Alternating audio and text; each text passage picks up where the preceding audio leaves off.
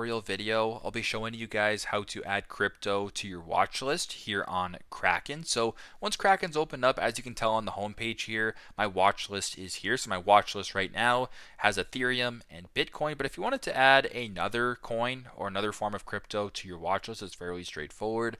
For this demonstration, I'll just go to the Explore page at the bottom. I'll go to where it says most popular, press on see all, and let's just use Solana as an example. So if I wanted to add Solana, I'll press on Solana right here.